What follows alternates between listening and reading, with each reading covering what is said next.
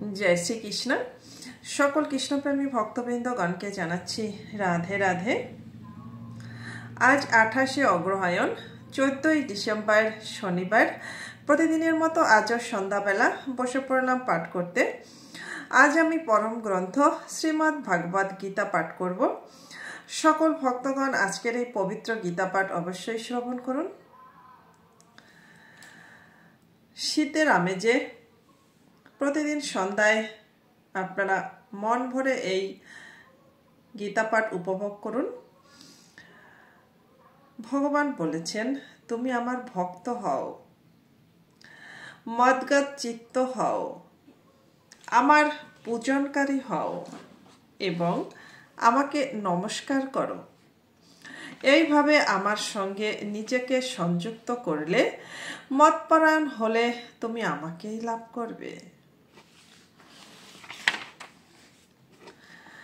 ভগবানের ভক্ত হলে, তার সঙ্গে আত্মীয়তা গড়ে তুললে আমি ভগবানের এই অহং অভিমান পরিবর্তন করলে মানুষের খুব শীঘ্রই পরিবর্তন ঘটে। সেই পরিবর্তনে সে ভগবানের মনোমত হয়ে ওঠে, ভগবানের পূজক হয় ও ভগবানের সমস্ত বিধানে প্রসন্ন থাকে। এইভাবে এই চারটির দ্বারা শরণাগতির পূর্ণতা হয়। কিন্তু উপরিউক্ত চার প্রকারের মধ্যে ভগবানের ভক্ত হওয়াই হলো প্রধান। কারণ যে ব্যক্তি স্বয়ং ভগবানের হয়ে যান, যে ব্যক্তি স্বয়ং ভগবানের হয়ে যান, তার মন, বুদ্ধি, পদার্থ, ক্রিয়া, শরীর ইত্যাদি কোনোটি আর নিজের বলে থাকে না। অর্থাৎ লৌকিক দৃষ্টিতে নিজের বলে যে জিনিসগুলি থাকে সেগুলি বিনাশশীল, তার কোনোটি নিজের থাকে না। স্বয়ং অর্পিত হলে, স্বয়ং অর্পিত হলে, প্রকৃত স্বয়ং অর্পিত হলে প্রাকৃত বস্তু মাত্রেই ভগবানের হয়ে যায়। সেগুলি থেকে মমত্ববোধ দূর হয়। সেগুলিতে মমত্ব রেখে ভুল কাজ করা হয়েছিল, সেই ভুল চিরকালের মতো সর্বতোভাবে দূর হয়। মানুষ জগৎ সংসারের সঙ্গে যতই একতা মেনে নিক না কেন, তবুও সংসারকে জানতে সক্ষম হয় না। তেমনি শরীরের সঙ্গে যতই অভিন্নতা মেনে নিক, তবুও তারা শরীরের সঙ্গে এক হয়ে যেতে পারে না এবং তাকে জানতেও পারে না। বাস্তবে সংসার ও শরীর থেকে পৃথক হয়েই সেগুলি জানা যায়। কিন্তু পরমাত্মা হতে পৃথক থেকে পরমাত্মাকে যথার্থভাবে জানা যায় না। পরমাত্মাকে তারাই জানতে পারেন যারা পরমাত্মার সঙ্গে এক হয়ে গেছেন, অর্থাৎ যাদের আমি ও আমার ভাব তো দূরের কথা, এসবের লেশমাত্র যেন না থাকে যে আমিও কিছু হয়েছি, আমারও কোনো সিদ্ধান্ত আছে বা কোনো প্রতিষ্ঠা আছে ইত্যাদি।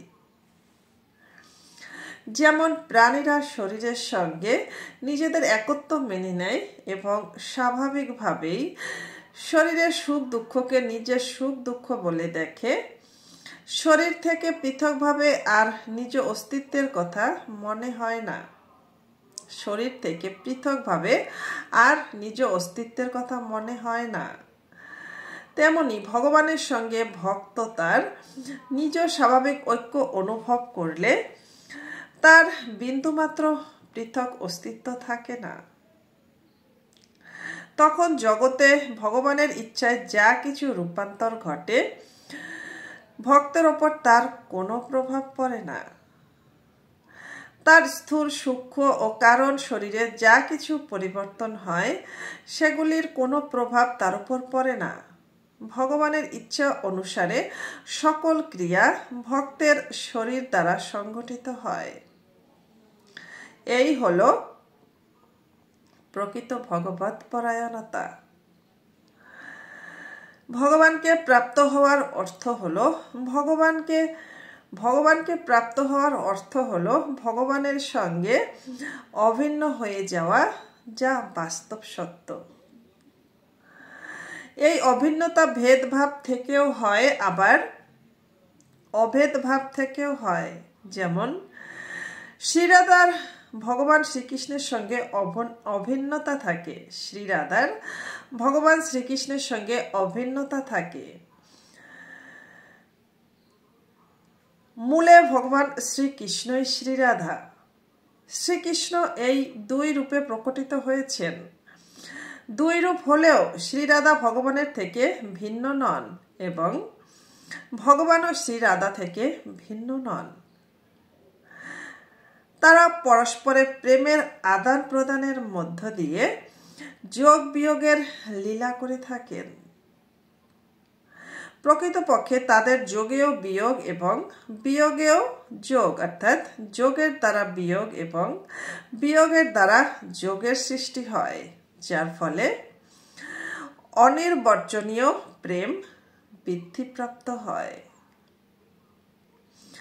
এই অনির্বচনীয় প্রেম এবং প্রতি মুহূর্তে বর্ধমান প্রেম লাভ করাই হলো ভগবানকে প্রাপ্ত হওয়া।